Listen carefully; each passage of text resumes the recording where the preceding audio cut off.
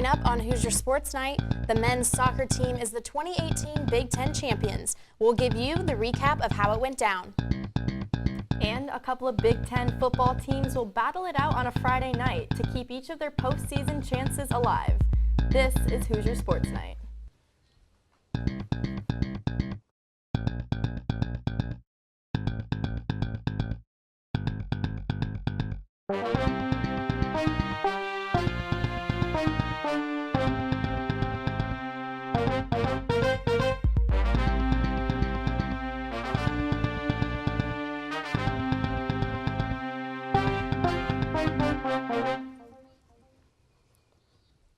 Hi everybody and welcome to Hoosier Sports Night. I'm Maya Engel. And I'm Meredith Struing.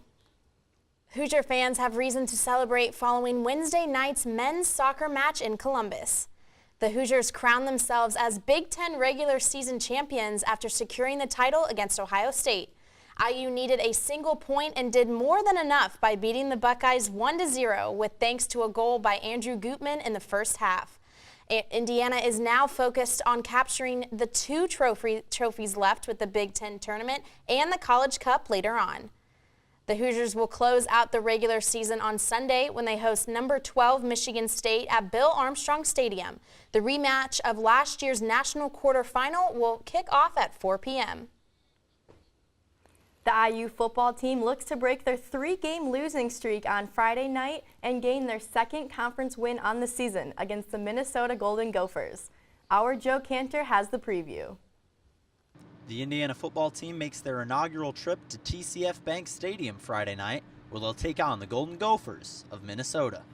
This game features two teams desperately in need of a win. The Gophers come in 3-4. 0-4 in conference, coming off 4 straight losses. While the Hoosiers, the only Big Ten team yet to have their bye week, enter at 4-4, 1-4 in the Big Ten, and off 3 straight losses.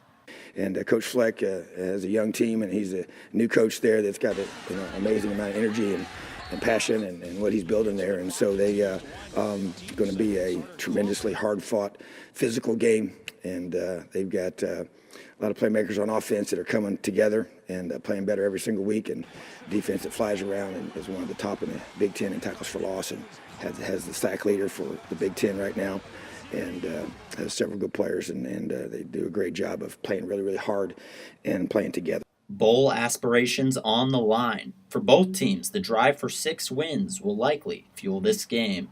This game will also likely be decided by the defenses. Indiana leads the Big Ten and is tied for the 11th spot nationally with 16 turnovers. They've recorded at least 1 turnover in every single game, with 4 multi-turnover games fueling the defensive side of the ball. The Gophers' defense is also their strong suit. They have the conference sack leader in Carter Coughlin. Both teams also have major quarterback questions. Minnesota has relied on a freshman walk-on, Zach Annexstead, who got banged up in the team's loss to Nebraska. Another freshman, Tanner Morgan, came in and didn't look a whole lot better for the Golden Gophers. The Hoosiers lost their promising backup, freshman quarterback Mike Penix, and will now go to emergency backup Reese Taylor if Peyton Ramsey should go down. But the bright side for the Hoosiers, their offense exploded last game. They outgained Penn State 540 yards to 417. If the Hoosiers' offense travels, they should defeat Minnesota on the road. All eyes will be on the Hoosiers as they try to win their second conference game under the lights on FS1 and try to progress toward a bowl game. For IUS TV Sports, I'm Joe Cantor. Like Joe said, you can catch the Hoosiers in action on Fox Sports 1 on Friday night. Kickoff is 8 p.m. In additional football news, Indiana running back Morgan Ellison has been officially dismissed from the Indiana football program and has been suspended from Indiana University for 2.5 years. Ellison's suspension went into effect on Friday, October 19th, after a university sexual misconduct hearing panel denied Ellison's appeal. Ellison will not be permitted to return to the university or step foot on any IU campus until March of 2021. Police have not yet investigated the sexual assault allegation.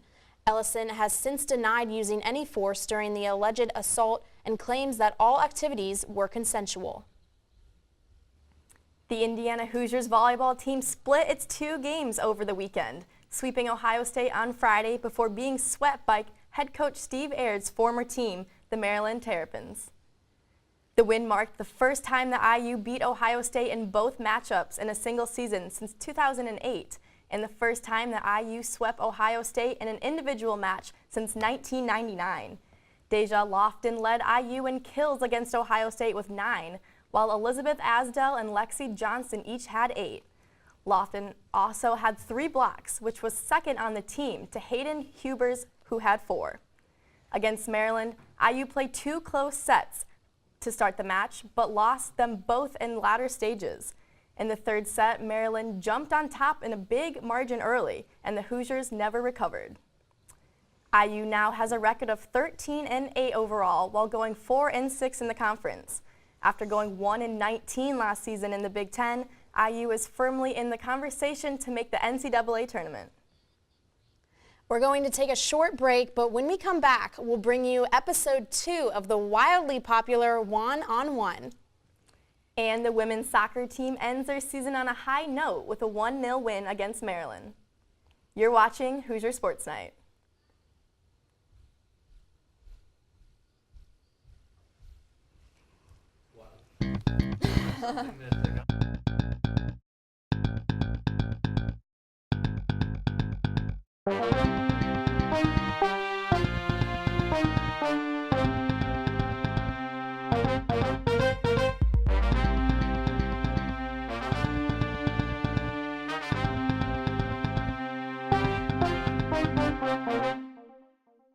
Our men's soccer beat reporter Juan Diego Alvarado spoke with senior midfielder Jeremiah Gutyard to discuss the light at the end of the tunnel after going through an injury for the second episode of One on One. Thank you, Maya. Perseverance and will are values you need in order to overcome a critical injury like a torn ACL. And that is what exactly Indiana midfielder Jeremiah Gutyard had in order to come back for the 2018 season.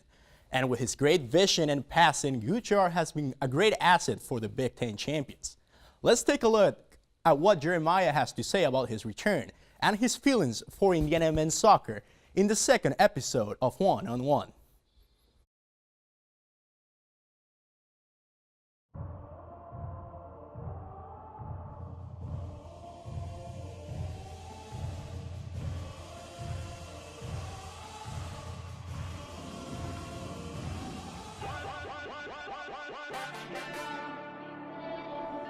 Hello everyone, welcome to the second episode of One on One. I'm here with Jeremiah Gutyard. Nice to have you here. Thanks for speaking with us. Jeremiah, we know last year was a bit rough for you. We had that ACL injury, but now you're back, full health. How does it feel to be once again representing IU at Bill Armstrong Stadium? It's pretty incredible. Going down last year, you don't realize kind of how much you appreciate it until you're back out there. So this year's been just a real blessing being with this group of guys. Is so much fun. What's the thing you miss the most about wearing this emblem on your chest? I think it's just, wow. I think it's you can't put it into words. The longer you're in the program, the more you represent it, embrace it, the more it means to you. So just another chance. You don't know when you get hurt, when you're going to be back out, if you're ever going to be back out there. So it's just try not to take it for granted and represent the emblem the best you can. Walk me through your recovery. You know, what was something that you kept in mind? Were you just focusing on recovering physically, or do you learn something else, something new? Are we seeing at the same Jeremiah we saw last year, or is there something new we should know? I hope I've grown quite a bit through the whole process. A lot of ups and downs, so I think I'm a little bit more mature, and yeah, I mean, hopefully a better person, better player. Watching the game from the sidelines, you definitely see different things than when you're playing, so I think I have a different perspective, even more motivation, so pretty fired up to be back. From the professional soccer world, tell me, who's your role model? Who's someone that you look to play like?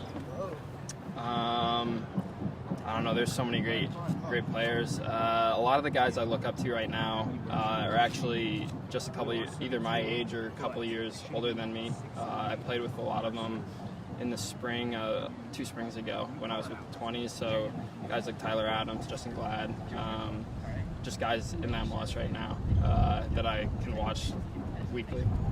My last question, what's the best thing about playing soccer here at IU?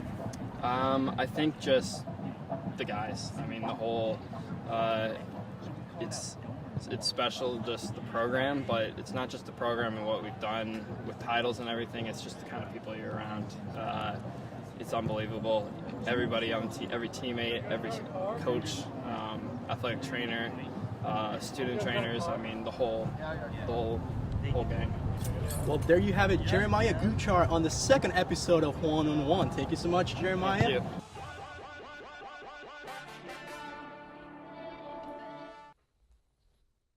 And as you may already know, the Indiana soccer team has crowned itself as the Big Ten champion. Make sure to follow our social media to find about the latest updates on how the Hoosier kick off postseason. But first, let's not forget the last regular season test versus Michigan State Sunday. Maya and Meredith, back to you at the desk. Thanks, Juan. The IU women's soccer team closed out their season on Sunday with a 1-0 win over Maryland. Our Tamar Sher has more on this season for the Hoosiers as it comes to an end. Tamar?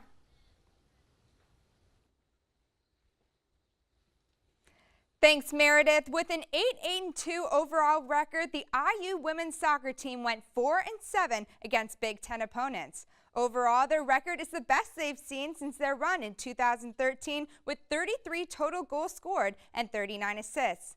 Many of the goals scored were attributed to 3 players, Abby Allen, Michaela Brown, and Anna Lee Leitner, all of whom wore the cream and crimson for the last time on Sunday. While the offense showed a lot of potential this season, much of the team's strength came from the Hoosier defense, with Bethany Kopel leading from the net.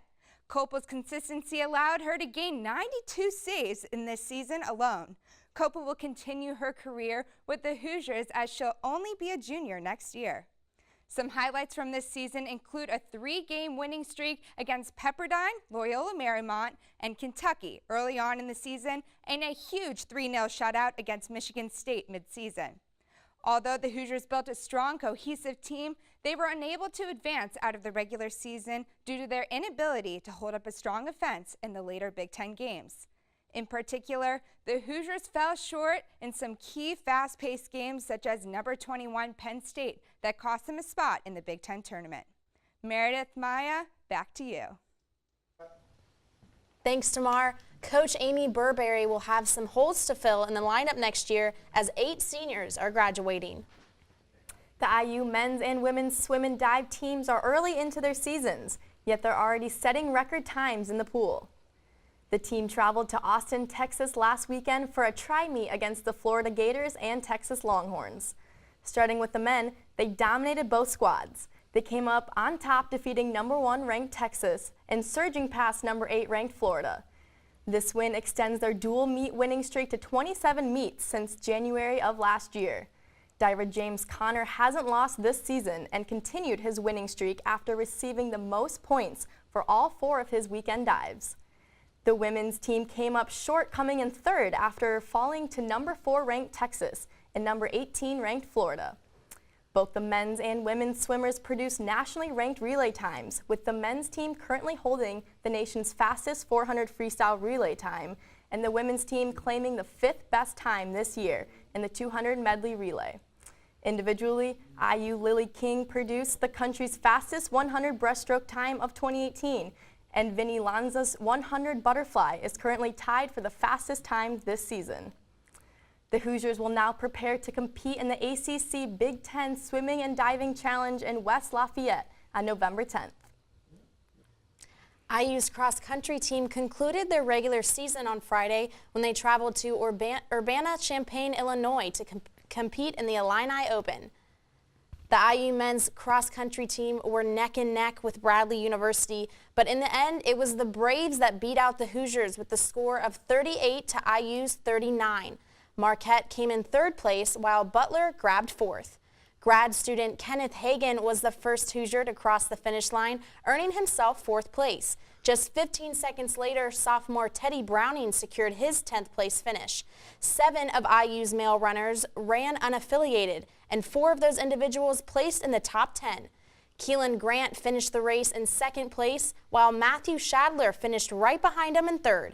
Colin Murphy came in 7th place with a time of 25 minutes and 43 seconds, while his teammate Jackson Jett was hot on his heels, finishing 1 second behind him in 8th place. For the women, IU freshman Josie Corte was the only one to wear the cream and crimson, finishing overall in 5th place.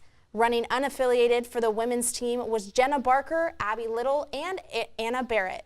Barker finished in just 18 minutes and 24 seconds, securing herself a 3rd place standing, while Little ended her race in 4th place and Barrett nabbed 6th. Postseason action will begin for both the men's and women's teams as they head to Lincoln, Nebraska for the Big Ten Championships. The meet will begin on Sunday, October 28th. That's our show, but as always, thanks for tuning in. Don't forget to like our page IUSTV Sports on Facebook and follow us on Twitter at IUSTV Sports. For Maya Engel, I'm Meredith Struing. We'll see you next week.